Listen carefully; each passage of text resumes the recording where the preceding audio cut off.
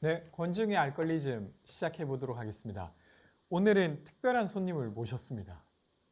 네, 아주 멋진 분을 모셨는데 권중의 알걸리즘에서 처음으로 초대한 손님이기도 해요. 그래서 오늘 와주셔서 너무 감사하다는 이야기를 드리면서 김영남 사무국장님과 오늘 진행하게 되고요. 군인권센터의 사무국장님으로 계십니다.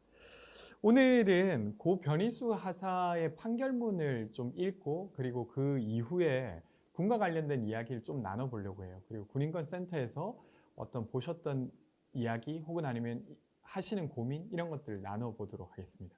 여튼 오늘 여기에 나오시게 됐는데 어떠셨어요? 어떠셔요? 네. 평소에 이렇게 잘 보던 방송인데 이렇게 또 불러주셔가지고 첫 제가 또 게스트라고 네. 하시니까 너무 영광스럽습니다. 감사합니다. 아니 저희가 항상 화이팅 네. 응원하고 있습니다. 시청자 찾기가 쉽지가 않은데 이렇게 와주셔서 너무 감사하고요.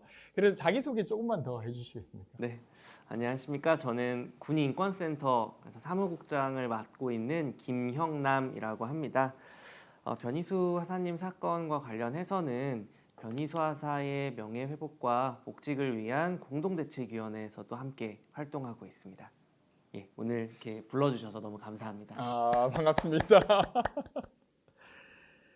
그러면 오늘은 저희가 이제 변희수 하사의 판결문에 대한 이야기를 좀 먼저 나누고 그리고 이어서 이제 사실 사무국장님 모신 만큼 군인권센터에 대한 이야기 혹은 아니면 형남 사무국장님에 대한 이야기를 좀 나눠보도록 하겠습니다. 네. 일단 첫 번째로는 이 판결이 14페이지짜리 판결이더라고요. 그래서 그걸 다 읽어도 좋겠다고 전 처음 생각했는데 조금 기니까 그래서 이제 조금 요약해서 이야기를 한번 시작해 보도록 하겠습니다. 요 관련해서 처음에 이 판결을 놓고 좀 의아했던 게 어쨌건 변희수 하사께서 돌아가신 다음에 이게 소송이 계속 진행되는 거였잖아요. 근데 이게 보통의 어떤 소송에서 이런 일이 잘 없다고 하는데 좀 어떻게 좀 이번에 이게 계속 소송이 진행될 수 있었던 이유나 이런 것들이 어떻게 될까요, 혹시? 보통 우리가 이제 행정소송을 하다 보면은 그 소송의 원고가 사망을 하는 경우가 왕왕 있습니다. 공무원들 같은 경우도 이제 뭐 국가를 상대로 징계에 대한 소송이나 뭐 급여 지급이나 이런 것을 이제 소송을 하게 되는데 보통 이제 원고가 사망을 해도 그 소송을 유가족들이 이어서 할 수 있는 제도가 있습니다. 이거를 소송 수계라고 부르는데요. 변희수 하사님 같은 경우도 변 하사님의 유가족이 소송을 수계해서 계속 진행을 한 상황이고 이 소송을 계속 이어갈 수 있었던 가장 이제 법리적인 이유는 그러니까 원래 변희수 하사님께서 2020년도 1월에 입대를 하셨죠. 그리고 2021년도 3월에 사실 이제 돌아가신 채로 발견이 됩니다. 그래서 그러니까 그 사이의 기간에 원래대로면은 이제 군복무를 했을 수도 있을 거잖아요. 그러니까 강제전역이 되지 않았으면 군복무를 계속 했을 텐데 그 기간 동안 이제 받았어야 되는 임금이 있습니다. 그러니까 2020년 1월 23일 날 전역 처분을 받는데 실제로는 의무 만료 기간이 2021년 2월 28일이었고 네. 만약에 사망하지 않았으면 이때까지 급여를 받으셨을 그렇죠. 13개월 강제 전역 급여를 네네네. 그래서 그것에 대한 것이 있어서 소송이 이어질 수 있었던 겁니다. 그렇죠. 그러니까 유가족이 군인의 지위를 승계할 수는 없지만 그 고인이 된 변희수 하사가 받지 못한 급여를 이어서 받을 수 있는 권한은 가지고 있기 때문에 법원에서는 유족이 계속해서 변희수 하사의 전역 처분이 정당한지 아니면 부당한 것인지를 따져볼 수 있는 권리가 있다라고 판단을 해줬던 것입니다. 그래서 이제 법리적으로 그게 가능했다 이런 거네요. 저는 이제 판결문 보면서는 이런 부분이 좀 인상적이긴 했어요. 그 판결문의 5, 6페이지에 걸쳐서 있는 부분인데요. 그러니까 이게 이제 원고가 사망하였는데 소송을 이어갈 수 있었던 이유에 대해서 판사가 이제 판결을 내린 부분인데 제가 한번 읽어보겠습니다. 성정체성의 혼란 또는 성별 불일치의 인식으로 성전환 수술을 하는 사람들이 존재하므로 이 사건 처분과 동일한 사유로 위법한 처분이 반복될 위험성도 배제하기 어렵다.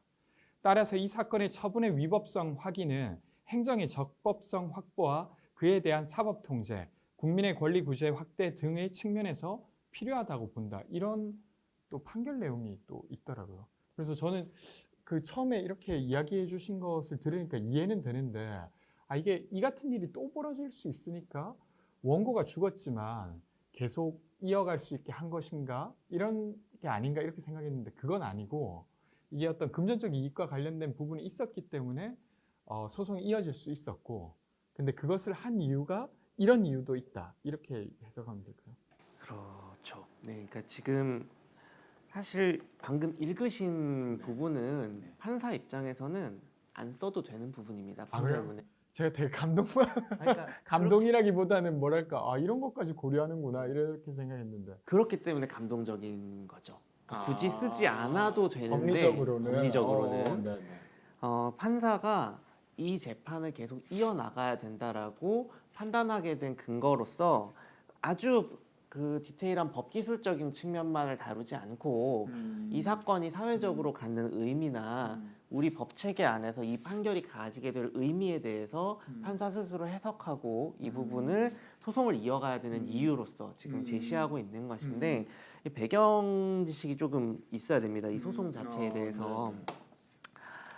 우리 육군이죠. 그 지금 이 사건 소송의 피고는 육군참모총장입니다. 그래서 육군에서 지금 피고로서 소송에 임하고 있는 것인데, 육군은 소송이 시작될 때부터 변희수 하사의 유가족은 소송을 수기할 수 있는 권리가 없기 때문에 변희수 하사가 사망한 뒤에 이 사건은 바로 종료가 되었어야 된다. 그런데 지금 소송이 계속 진행되고 있으니 위법하다. 그래서 이 소송을 계속 중단해 달라고 재판부에다가 요구를 합니다. 소송 자체가 지금 성립할 수 없다. 그렇죠. 네. 소송 불성립을 계속 주장을 그러니까 해왔던 예를 것입니다. 들면 아무리 유가족이라 하더라도 승계할 게 없는데 왜 그쵸. 뭘 더 다투겠다는 거냐 이런 그쵸. 네네. 아버지가 군인의 지위를 이어갈 것도 아닌데 아버지가 부상환을 계속 하실 것도 아닌데 그쵸. 이런 식으로. 네. 그런데 이제 그 법원에서 이 판단을 안 했던 게 아닙니다. 그러니까 처음에 변희수 하사님이 21년도 3월 달에 이제 돌아가신 채로 발견이 되고 장례를 치르고 나서 유가족들이 법원에다가 소송 소개를 하겠다고 신청을 합니다. 이것도 신청을 해야지 받아들여지는 것이기 때문에 유가족들이 소송 소개 신청 안 하면 소송은 종결되는 겁니다. 당사자 사망했기 때문에. 그래서 당시에 소송 소개 신청을 했을 때 육군본부에서는 반대했습니다. 그래서 이 서로 서류를 다 제출을 했고 판사가 이걸 보고 소송 소개를 받아들이는 것이 법리적으로 문제가 없다라는 판단을 이미 한번 내려서 이 신청을 인용해 줍니다. 소송 소개 신청을. 그래서 이후에 소송이 진행되는 과정이 있었고 당시에 법원이 소송 소개 신청을 받아줄지 안 받아줄지가 불명확하다고 생각해서 시민들이 탄원 운동도 벌였습니다. 당시에요. 예, 거의 한 3,000명이 넘는 시민들이 소송 소개를 받아들여 줘야 된다는 취지로 탄원서를 모으고 있는 중에 법원이 그냥 소송 소개를 받아줬습니다. 그 탄원서를 제출하지 않은 채였는데. 네네. 그래서 이미 이 소송이 계속 진행돼야 된다라는 얘기는 법원 입장에서는 한번 판단을 가름한 일인 것이죠. 것인데. 근데 국방부가 근데도 불구하고 이 육군이 반복적으로 이 소송을 진행되는 과정에서 계속 그 주장을 했던 겁니다. 중단해야 된다라고 했고 끝나는 날까지도 이 중단을 해야 된다라는 정말요? 주장을 계속 이어갔습니다. 네. 그러니까 판사 입장에서는 사실 짜증이 나죠. 내가 받아주겠다고 했는데 왜 자꾸 와가지고 소송을 중단하라고 때를 쓰느냐. 그래서 내가 이 소송을 왜 계속 이어가야만 한다고 생각했는지 구구절절 다 써줄 테니까 더 이상 시비 걸지 마라는 취지로 지금 판결문을 이렇게 썼던 것이죠. 그러니까 법리적으로 꼭 필요한 판결의 내용이라고 보기보다는 지금 판사가 보기에 이런 식의 이유 또한 소송을 이어가야 될 이유 중에는 하나다라고 지금 명기를 해준 거네요.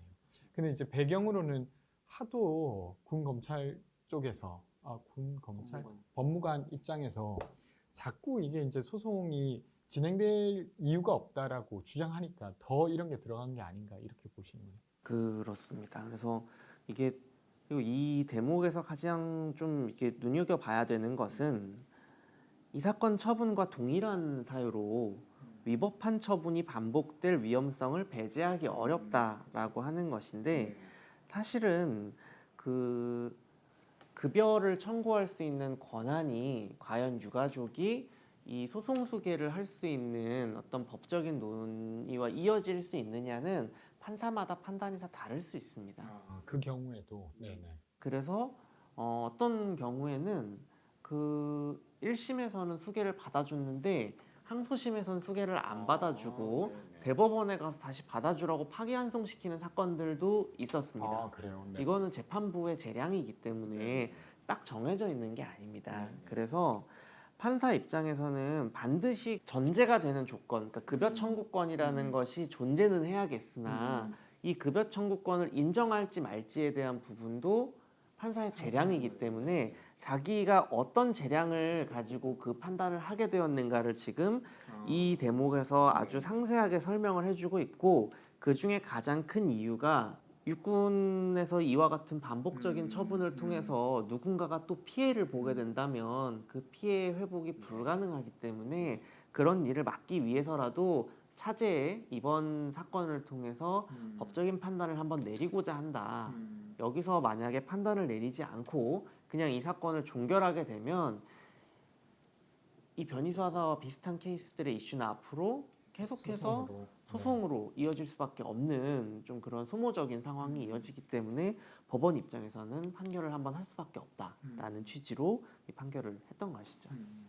그러니까 그 아까 이 사건의 처분과 동일한 사유로라고 하는 부분도 앞쪽에 보면 성정체성의 혼란 또는 성별 불일치 인식으로 성전환 수술을 하는 사람들이 존재함으로 이렇게 이제 판단한 거기 때문에 특히나 의미가 있다고 보실 수 있겠네요. 그렇죠. 그러니까 우리 사회에 성소수자가 실제 하고 있고 그리고 또 트랜스젠더도 실제 하고 있기 때문에 우리 법이 제도가 이들을 포괄하지 못하고 있는 상황이라면 법원에서 판단을 내려줘야 된다라는 선언을 한 것이고, 군에는 이제 이런 얘기를 한 것이죠. 사실 우리 그 법에 트랜스젠더가 군인 복무를 계속 이어갈 수 없다라는 무슨 법규나 조문이 있는 게 아닙니다. 그렇기 때문에 위법한 처분으로 사람을 쫓아내서 또다시 법원에 와가지고 이렇게 소송하는 일이 없게끔 다시 찾아오지 마세요라고 지금 얘기하고 있는 거죠.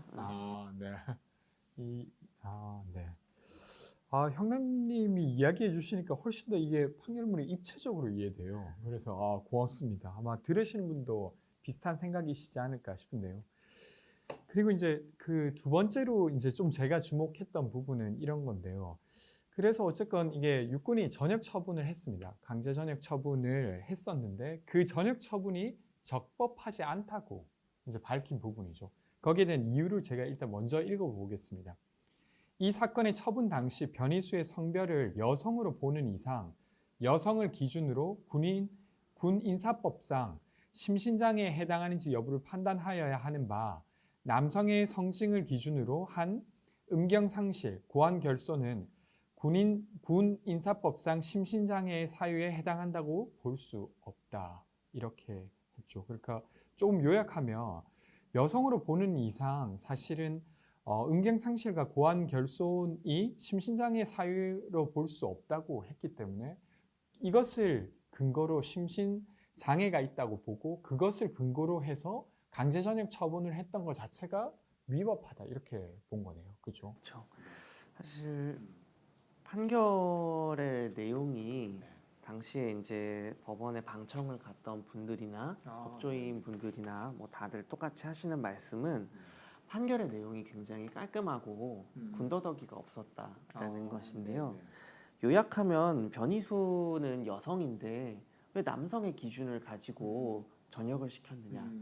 이거는 상식적으로 사리에 맞지 않는 일이고 여성에게 남성의 기준을 적용했으니까 위법이다 라는 이야기인 것인데, 재판이 깔끔하게 이루어졌다라는 얘기는 그 밖에 여러 쟁점들이 굉장히 많이 있었음에도 불구하고 재판부에서 아예 판결문에 명시합니다. 변희수 하사가 여성인데 남성의 기준을 적용한 것은 시작부터가 위법이기 때문에 그 밖에 다른 쟁점들은 살펴볼 여지도 없이 이 처분은 위법이다. 그래서 다른 쟁점에 대해서는 판단하지 않겠다라고 판결문에다가 쓰고 그 다음에 이 내용들을 쭉 써내려 가거든요. 판결할 필요도 없는 부분이었기 때문에 그렇죠. 판결하지 않겠다. 그리고 핵심적으로는 여성인데 남성을 기준으로 해서 봐서 판결을 한 것 자체가 잘못이다. 이렇게 이제 한 부분이 좀 깔끔하다. 이렇게 보시는 거군요. 그렇죠. 그리고 이 판단이 사실 가지는 중요한 함의는 우리 법원이 M2F 트랜스젠더는 여성이다라고 명시적으로 지금 인정하고 있다는 겁니다. 그러니까 변이수 하사는 여성이다라는 거를 선언을 하고 있는 상황이기 때문에 군이 만약에 여기에 불복한다면 변이수는 남자라는 주장을 펼쳐야 됩니다. 그렇다면 이 주장은 나아가서 M2F 트랜스젠더는 남자입니다 라는 주장으로 이어지게 되는 것인데 이거는 우리 사회에서 보통 만날 수 있는 아주 질이 나쁜 형태의 혐오 표현이죠. 트랜스젠더가 어떻게 여성이야 남성이지 라고 하는. 근데 군이 그런 주장을 사실 펼쳐왔던 겁니다. 재판 과정에서. 그리고 재판부는 그건 잘못된 생각이야 라고 판결을 해줬던 것이죠. 그렇다면 근데 우리 법원이 M2F 트랜스젠더가 여성이 아니라고 판단을 한 적이 있는가? 그건 또 아니라는 겁니다. 이미 M2F 트랜스젠더는 여성이라는 판례가 대법원에서 10년도 더 넘게 전에 확립이 되어 있습니다. 그러니까 우리 법원이 계속 이 성소수자나 트랜스젠더와 관련된 인권 문제에 있어서 한 걸음 한 걸음 계속 지평을 넓혀오는 판결들을 그래도 계속 축적을 해오고 있었습니다. 경우에 따라서는 퇴보하는 판결도 있었지만 그래도 전반적인 흐름 자체는 성소수자의 존재를 인정하고 우리 사회의 일원으로 이 법 체계의 한 부분으로 받아들여가는 과정 속에 있었는데 사실 이 인권의 시계를 국방부가 거꾸로 돌린 거죠. M2F 트랜스젠더가 어떻게 여성이야? 남성이지? 그러니까 남성의 성기가 없으니 장애야 라고 결정을 해서 쫓아냈던 것인데 법원 입장에서는 우리 판례는 그렇게 보지 않고 우리 법은 그렇게 해석하지 않아. 트랜스젠더는 여성이야 그걸 다시 라는 한번 것을 정리해준 판결이. 그렇죠. 네. 정리를 해준 판결입니다. 그러니까 이게 저는 그냥 봤을 때는 이게 강제징역 처분의 근거가 적법했는가?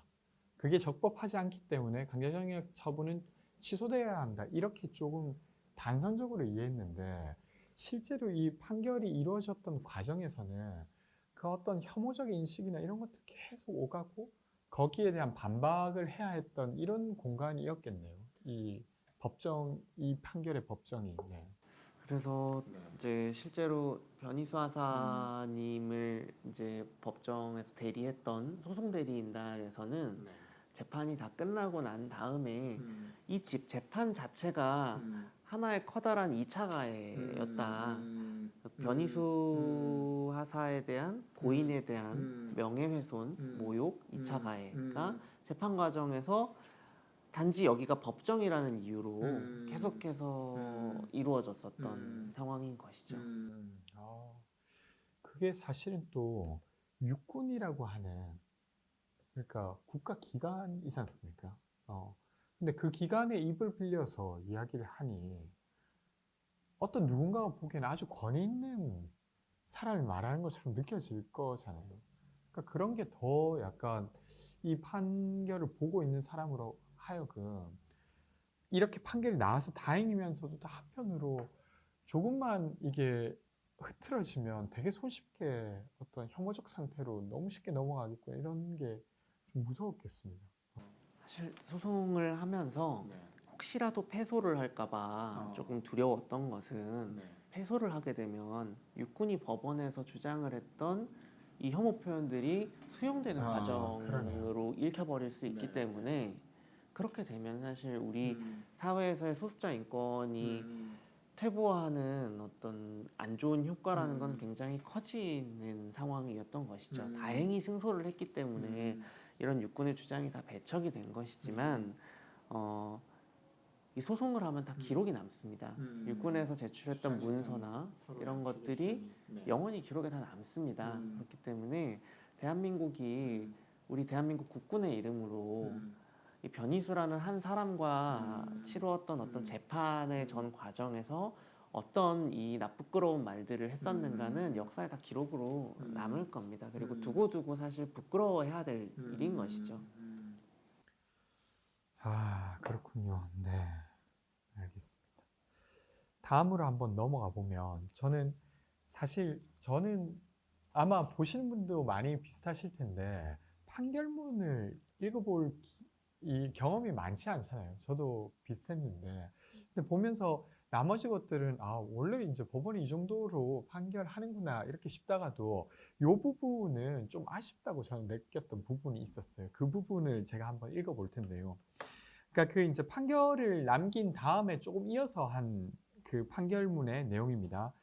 다만 이 사건 변희수와 같이 남군으로 입대하여 군 복무 중 성전환 수술을 받아 여성이 된 경우 전환된 여성으로서 다른 신신장애 사유에 해당하는지 여부, 그리고 전환된 여성으로서 현역 복무에 적합한지 여부나 계속 현역 복무를 허용할지 여부 등은 관련 법령 규정에 따를 것이나 궁극적으로 군의 특수성 및 병력 운영, 국장 및 사회 전방에 미치는 영향, 성소수자의 기본적 인권, 국민 여론 등을 종합적으로 고려하여 국가 차원에서 이 부분이 저는 좀 걸렸는데 입법적 정책적으로 결정할 문제라고 본다.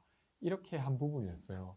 저는 이게 이 판결을 보면서 이런 부분이었는데 그러니까 강제전역을 처분을 했어요. 근데 그 근거가 있었던 거예요. 근데 그 근거가 위법했다는 건 밝혔고 근데 그렇다고 해서 그 전역을 하지 않고 계속 복무하게 하는 게 옳았다라고 저는 말해줬으면 싶었는데 그런 말이 아니라 제가 느끼기에는 그런 부분에 있어서는 여러 가지들을 고려해서 입법적 정책적으로 결정할 문제라고 본다 이렇게 말해서 조금 아쉽다 뭐 이런 생각을 했는데 혹시 이 부분은 좀 어떻게 봐야 됩니까? 사실 마음 같아서는 판결문에다가 딱 집어서 트랜스젠더도 군인으로 복무할 수 있게끔 해야 한다라고 써주면 네. 너무 그러니까 저도 약간 그런 너무 좋겠죠. 네, 너무 좋을 텐데 네. 사실 저는 법원은 그러니까 판사가 할 수 있는 일의 영역은 아니라고 생각합니다. 그 방금 얘기하신 부분은 네, 왜냐하면 판사라는 사람은 그리고 법원이라는 곳은 있는 법에 따라서 지금 벌어진 상황이 이 법에 들어맞는지 해석하거나 아니면 법을 어기고 있는 것인지를 해석해서 결정해주는 역할 정도를 하는 거지 이 법이 갖는 사회적인 의미라던가 이 법이 바뀌어야 되는 과정이라던가 방향성 같은 것을 제시하는 곳은 아니란 거죠. 하긴 사법부가 그렇게까지 하면 좀 그렇죠. 또 그리고 그렇기 때문에 사실 저는 이 부분을 판결문에 집어넣은 건 오히려 판사 입장에서는 이 트랜스젠더 군복무 이슈에 대해서 굉장히 많은 고민을 하고 내놓은 결과라고 생각을 합니다. 그냥 저 보면서 좀 아쉬운데 이런 게 아니라 되려 고민을 많이 해서 넣은 걸지도 모르겠다. 그렇죠. 네. 제가 아까도 처음에도 말씀을 드렸지만 판사님이 판결문에 꼭 안 써도 되는 내용들을 많이 써 넣으셨어요. 이 부분도 그냥 안 넣어도 사실 크게 상관이 없습니다. 판사 입장에서는 지금 재판의 대상이 된 것은 변희수라는 사람이 전역이 되었는데 이 처분이 합법적으로 이루어졌느냐 아니냐만 따지면 되는 거고 그렇기 때문에 왜 여성을 남성의 기준으로 쫓아냈어? 이거는 위법이야라고 판단하고 판결문을 끝내도 상관이 없습니다. 근데 거기에다가 이렇게 뒤에 따로 설명을 붙인 거죠. 지금 내가 판단하는 것은 트랜스젠더의 군복무에 관한 사항은 아니지만 지금 이 사건의 원고인 변희수라는 사람은 트랜스젠더로서 군복무를 하겠다고 했고 그게 원인이 되어서 육군이 위법한 처분으로 전역을 시켰던 것인데 그렇다면 근본적으로는 트랜스젠더가 군에 계속 복무를 할 수 있느냐 없느냐에 대해서 아직 우리 사회에 갖추어진 제도나 법령 규정이 없는 상황이고 그렇기 때문에 결국에 군이 무리하게 위법한 조치로 변희수를 쫓아낼 수밖에 없었던 이 비극적인 상황이 있었다라는 인식이 판사에게 있는 것이죠. 그래서 정부나 국회에다가 음. 이 트랜스젠더가 군복무하는 것 음. 그리고 성소수자들이 군복무하는 것에 대한 음. 대책을 빨리 마련하라고 지금 주문하고 있는 겁니다. 이 대책을 네. 빨리 마련해서 더 이상 변희수와 같은 사람들이 법원의 문을 두들기면서 이 법원에 와서 전역이 위법한지 아닌지를 다투는 일이 없게 해줬으면 좋겠다. 국회나 정부가 좀 더 적극적으로 이 문제를 좀 정리해라. 이렇게 이야기한 거라고 봐야겠네요. 그렇죠. 그래서 사실 지금 그 우리 군이 엄청 무책임하죠. 왜냐하면 변희수 하사가 트랜스젠더라는 사실이 상부에 보고되기 시작한 것은 2019년도 6월의 일입니다. 네. 지금 이미 2년이 넘었죠. 2년 반에서 3년을 향해서 지금 시간이 흘러가고 있습니다. 그 사이에 국방부는 트랜스젠더의 군복무에 대해서 뭐 연구나 뭐 조사하는 고사하고 검토 보고서 하나 만든 적이 없습니다. 그러니까 이 처음 변희수 하사께서 말씀하신 이래로부터 벌써 2년이 지났음에도 불구하고 네. 그러니까 아무런 입법 정책적 준비를 안 하고 있었고 지금도 안 하고 있는 상황이라는 겁니다. 근데 우리 군에 트랜스젠더가 과연 변희수 한 사람만 있겠는가? 커밍아웃하고 스스로를 오픈한 트랜스젠더가 변희수인 것이지 군 복무를 하던 트랜스젠더는 예전에도 있었고 지금도 있을 것이고 앞으로도 있을 겁니다. 그렇다면 그때마다 이렇게 재판을 해가지고 쫓아내고 막 쫓아낸 것이 위법한지 합법적인지 막 이걸 계속 다투는 소송으로 다투게 만드는 것. 이 사회적 갈등과 이 소모적인 상황을 계속 이어갈 것인가? 그렇게 해서는 안 된다는 거고. 그래서 국방부가 지금 연구를 시작을 한다고 한 지가 벌써 또 6개월이 지났는데 아직 연구 시작을 올해 하겠다고 안 일단 하고 말을 있습니다. 한번 했었나 보네요. 예, 국회 이것도 스스로 하겠다고 한 게 아니고 국회에서 국회의원이 지적을 합니다. 이런 상황을 언제까지 반복할 거냐, 연구 용역이라도 좀 시키는 게 어떻겠냐 해가지고 하겠다고 말은 하고 아직 착수는 안 한 상황입니다. 네, 알겠습니다. 이게 이제 법 판결문을 다 읽진 않았지만 한 3가지 포인트로 이제 읽어봤어요. 첫 번째 이제 원고가 사망했음에도 불구하고 이어갈 수 있었던 이유가 뭔지, 그리고 전역 처분이 부당했다고 했던 부분이 왜 그랬는지, 그리고 끝으로 이제 부연했던 부분이 저는 좀 아쉽다고 봤는데 그게 아니라 되려 주문하는 거였다는 거, 이렇게 이제 봤는데 잠깐 쉬었다가 또 이어가도록 하겠습니다. 네.